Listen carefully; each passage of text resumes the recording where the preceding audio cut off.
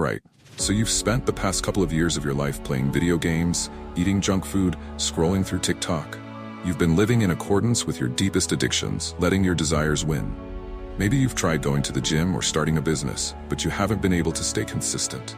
Your past bad habits have been holding you hostage. You are what I like to call the thinker. You spend more time thinking about doing the thing than actually doing it.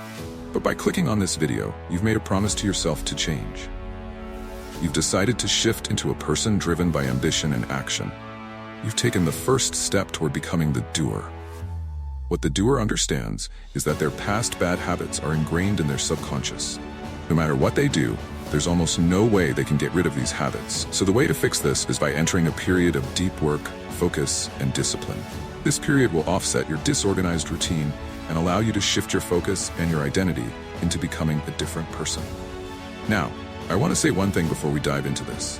The idea of disappearing should only be done for a short period of time. When I first started working on my personal brand, I went through a phase of cutting off distractions. I isolated myself for a couple of months to focus deeply on my goals. But I kept the closest people around me because we were helping each other through the journey. So be careful not to overdo it. Disappearing should be temporary. Do it when you're launching a big project or need to shift from bad habits to good ones. Disappear for a couple of months, then return as a new, successful version of yourself. Let's dive into how I did it, and I'll share the tips that helped me. First, one of the most effective tricks is waking up at the same time every morning, and making that time early. What I mean by early is ideally before sunrise or at sunrise.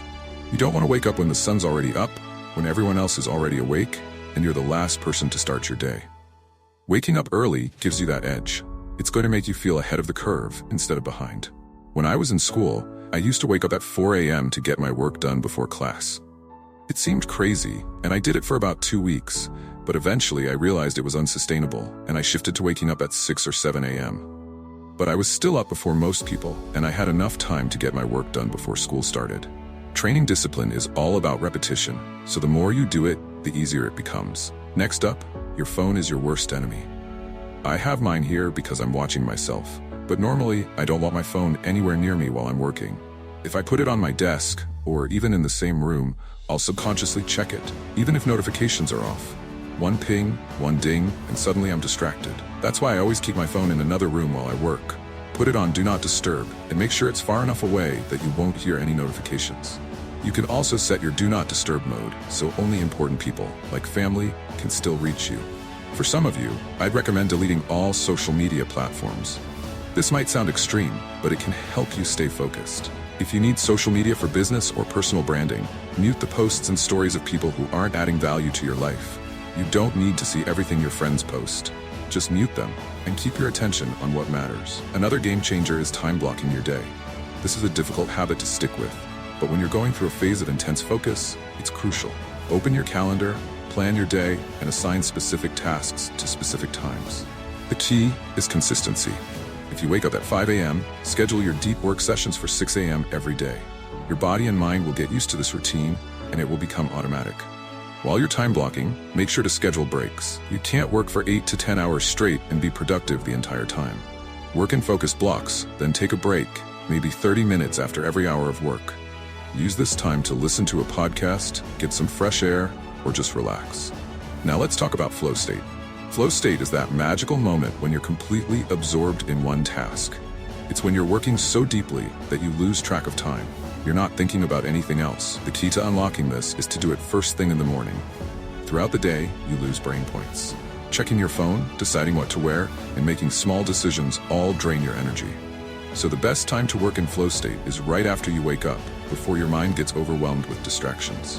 To optimize your flow, eliminate all distractions. Lock your doors, let your family know you're working, and make sure nothing can interrupt you. Also, focus on one task at a time. Don't open multiple tabs while writing emails or working on projects. If you crack your flow, even for a second, it can take a while to get back into that deep focus. Finally, use tools like music to maintain your flow state. I recommend using Brain.fm, which plays focus-enhancing music. It's not sponsored, I just find it useful. I also use timers like the Pomodoro technique to keep myself on track. Work for 25 minutes, take a 5-minute break, and repeat. These micro breaks help keep your brain sharp and maintain a longer period of productivity. Try out these techniques and let me know how they work for you in the comments. Share your experience, help others out, and let's create a productive community here. I hope you take something valuable from this, and I'll see you in the next video.